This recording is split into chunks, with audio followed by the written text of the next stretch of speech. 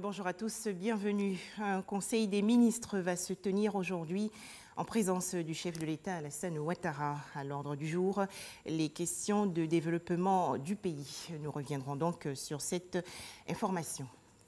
Nous vous l'annoncions dans nos précédentes éditions, la Côte d'Ivoire va bénéficier d'une aide de la France. 25 milliards de francs CFA seront donc décaissés par Paris pour appuyer le budget de l'État ivoirien, et cela au titre de l'année 2018. Une convention a été signée hier entre les deux pays à la primature, de quoi renforcer les liens séculaires entre la France et la Côte d'Ivoire. Autre actualité nationale, un projet d'appui à la mobilité du bétail a été lancé récemment à Korogo, dans la région nord du pays. Il s'agit du PAMO Barma et c'est l'organisation professionnelle des éleveurs de Ferkessé-Dougou qui a été retenue pour exécuter ce programme. Ce projet, financé par l'Union européenne et l'Agence française de développement, va durer 50 mois. Les explications de Kader Sogodogo de RTI Bouaké.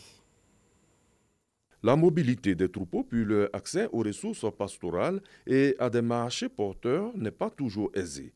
La problématique de la transhumance avec les nombreux conflits qu'elle génère est toujours d'actualité. Pour mieux faire, des couloirs de migration des troupeaux entre États ont été élaborés. Aujourd'hui, il est question de parfaire les choses pour booster avec des élans positifs le secteur agropastoral. Le PAMO Barma, le projet d'appui à la mobilité du bétail pour un meilleur accès aux ressources et aux marchés en Afrique de l'Ouest, vient de voir le jour. Il est le fruit des bons rapports entre l'Union européenne, l'Agence française de développement et les pays à forte activité agro-pastorale. En Côte d'Ivoire, c'est l'Organisation des éleveurs professionnels de Ferkessé-Dougou, OPEF, partenaire de l'ONG française Acting for Life, qui assure sa mise en œuvre dans le Poro, la Bagoué et le Tchologo. C'est tout le nord de la Côte d'Ivoire. Éleveurs et agriculteurs se retrouvent dans la même arène en train de disputer les rarissimes ressources encore disponibles. Ce problème, certes global à l'Afrique de l'Ouest, a des effets diversement ressentis selon les localités. Un intérêt immense pour les éleveurs. Depuis longtemps, notre souhait, c'est de voir un tel projet se réaliser. Si on arrive quand même à faire tout ce qu'on a dit là, c'est que l'éleveur est sauvé. Le Sénégal, qui vit déjà le projet, forme les éleveurs ivoiriens à Korogo. Avec ces changements climatiques, de plus en plus d'animaux du Sahel viennent vers les pays côtiers. Si ces pays côtiers ne sont pas préparés, évidemment, on court droit vers des conflits qui peuvent être souvent très violents et on peut prendre des décisions qui ne seront pas peut-être les bonnes. Avec le PAMO Barma, ce sont des conditions de vie et de travail des populations agro-pastorales qui va s'améliorer. Le renforcement de capacités des acteurs, l'aménagement des équipements marchands, la fourniture d'aliments bétail et l'accès aux postes vétérinaires ne sont pas omis. On s'intéresse à présent à la 8e édition du prix ASCAD, l'Académie des sciences, des arts, des cultures d'Afrique et des diasporas africaines a remis les bourses de la recherche pour l'année 2018. 3 chercheurs sur 5 ont été retenus. Leurs travaux ont porté respectivement sur le développement des bioherbicides végétales pour lutter contre l'impact des pesticides, une solution de phytothérapie contre les maladies diarrhéiques chez l'enfant et enfin la lutte contre les maladies rénales.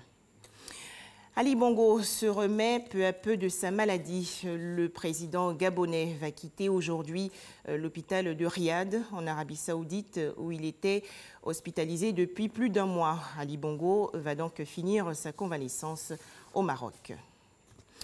Premier tour de la présidentielle à Madagascar. La Haute Cour constitutionnelle va annoncer les scores définitifs des 36 candidats. Déclaration très attendue car les résultats provisoires publiés par la CENI le 17 novembre dernier ont été critiqués par plusieurs prétendants. Les résultats provisoires mettent en tête l'ancien président de la transition Andry Rajoelina avec 39% des voix et l'ancien chef d'État Marc Ravalomanane avec 35% des suffrages. En sport, la Coupe d'Afrique des Nations 2018 chez les femmes. Le Nigeria et l'Afrique du Sud ont obtenu leur ticket pour la finale après avoir éliminé les espoirs des Camerounaises et des Maliennes. Des nouvelles du Nicaragua pour terminer. Les taux se resserrent sur le président Daniel Ortega. Les États-Unis ont annoncé de nouvelles sanctions économiques qui touchent cette fois son épouse et vice-présidente Rosario Murillo ainsi que qu'un de ses proches conseillers. Depuis plusieurs mois, une large partie de la population réclame le départ du président Ortega, jugé autoritaire et corrompu. Les manifestations ont été réprimées dans le sang et la crise a fait plus de 320 morts. Et à 13h, le retour de l'information. Merci de nous avoir suivis.